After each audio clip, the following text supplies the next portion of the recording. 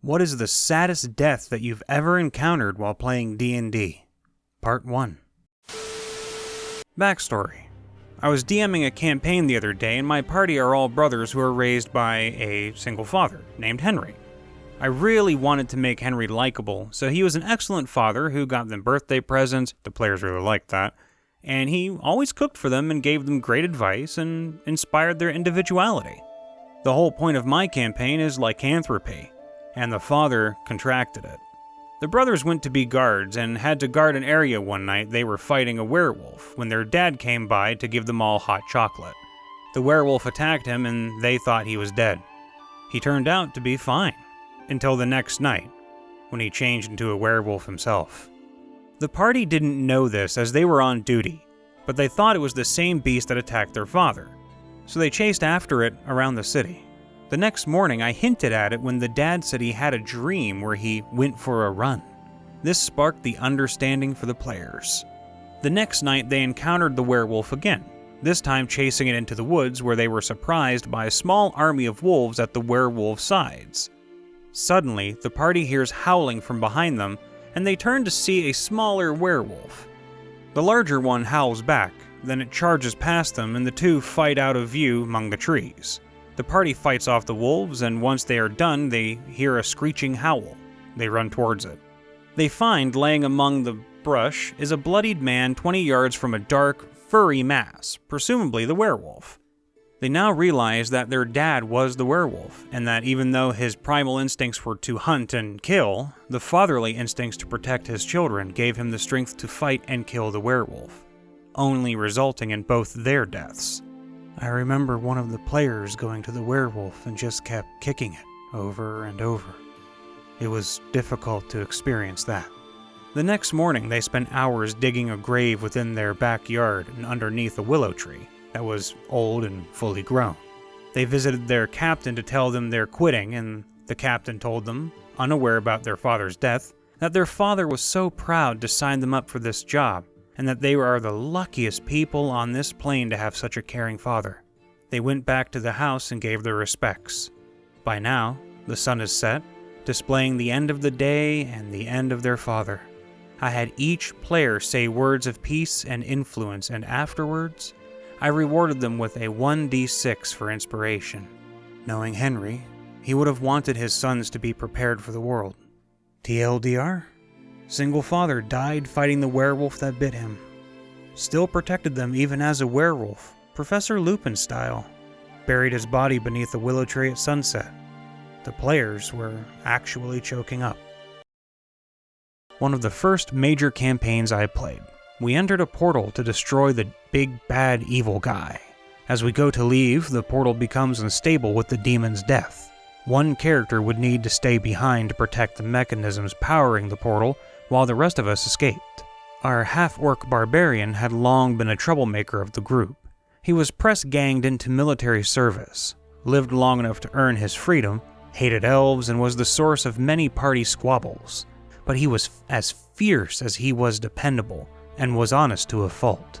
His life was hard, and fate had been cruel for much of it. He had every reason to be bitter at the world. He was the first to offer to stay. He had the best chance of surviving long enough and gave a passionate speech. He told us he had nothing to live for. He lived to fight, because it was all he knew. The rest of us had families, dreams, lives to go live. All that mattered to him was fighting for something worthwhile. And he found that in us, the closest thing he had to a family. To fight and die in battle was the greatest honor an orc could have. And what better way to die than protecting his friends? I was the paladin, and the only way I'd let him stay instead of me was if he used my sword. It was an enchanted greatsword of unmatched quality, the prize of a dozen victories. I told him I was sorry for every fight we had, and he told me he was too. And so we left. The rest of the group pushed past the surviving demons through the portal to safety. The barbarian survived until the group made it through. On his last round, our barbarian rolled what would be his last attack. It was a somber moment as he knew it was the last action the character he played for 8 months would ever make. He managed to critical hit the strongest demon he could hit, killing it instantly before the lesser beasts swarmed over him and finished the job. The table literally jumped and cheered with that roll. Our orc died knowing his friends were safe, and he'd done all he could. And so our party lived. The world was saved. Our bard gave up adventuring, retiring to a life of performing songs and tales of our great deeds. Our half-elf sorcerer and our human rogue married and opened an alchemy shop, with the rogue giving up on thievery to work as an Imperial intelligence officer. My paladin, however, could not rest. He had lost a true companion and comrade in arms. He swore to never give up the fight against the forces of the abyss. When my paladin left the portal, he took with him the barbarian's axe. At the site of the portal, I commissioned and funded the construction of a small temple. Within was a bronzed statue of our half-orc barbarian, wielding his very axe. On the walls were a description of the battle, and at the base of the statue was an inscription of the orc and his life. My character returned to this temple once a year until his old age kept him from traveling. And that was the tale of Ushnark, the unbroken, true friend. I like to believe decades later after our characters died, they could meet one last time in Elysium, to have one last talk before they departed for their afterlives. I killed a character today, as the DM. I didn't intend on it. I certainly didn't start the session planning on his or any of their deaths. I tried to show them the fight would be dangerous, that it would be a major risk, but I refused to tell them outright out of character. I think metagaming wrecks immersion, and I try very hard to avoid it wherever possible. A story is always better if it's natural and comes from the character's motivations, rather than the player's out-of-character ideas. This is the story of Aelfric, who was Dog, and who is now just a memory. Dog was raised a slave, mutilated and tortured by his cruel master. He even had the tips of his ears hacked off, denying him even a bit of his elvish heritage. Even only being a half-elf was enough to invoke the ire of his elf-despising master. Nevertheless, despite being named Dog and savagely beaten, the elf slave retained the naivete and cheer of a child. He was no idiot. He simply believed that everyone else had the potential and desire to be good. When his master didn't return home, he eventually left to search for him. This searching led him far and wide and eventually to the shore. On that shore, he met Elistoria, a beautiful sylph who had washed up, barely alive. He took her in, cared for her, and nursed her back to health. It didn't take long for her to realize his trusting nature was no ruse, and slowly she fell for him, though she would never admit it to him or to herself. They remained as close friends, healers and caretakers of the small town they had found themselves in, and only the rumor that some of her long-dead people may have survived sent them away. They traveled and adventured together for some time, eventually finding their way to a remote northern town where they met others like themselves. Misfits and castaways, unnatural folk that didn't fit in with their own people. A dwarf who worshipped the goddess of vengeance and had cut his ties to dwarvish civilization. A goblin who strongly believed his people were destined for greatness and had plans to found an empire so they might grow strong. And a half-drow, raised amongst dwarves who had never quite fit in for obvious reasons, and wanted to carve his own place into the world where he might be welcomed. While this disparate group might have been unable to find a place in the world anywhere else, they found a family amongst each other, and good-natured Dog was their glue. Their bickering never lasted since the cheerful half-elf practically forced understanding and compassion down their throats.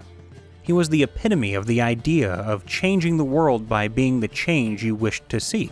He sought the most peaceful solution to every fight, and even once forced them to spare a half-ogre, resulting in a friendship with the only other gentle giant with a heart of comparable size to his own.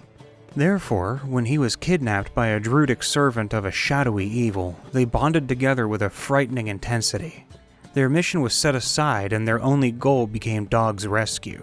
They fought through the tower of a necromancer, risking life and limb and nearly dying when the tower collapsed, just so they might find the key that would allow them to open a portal and venture into the Fey Wild.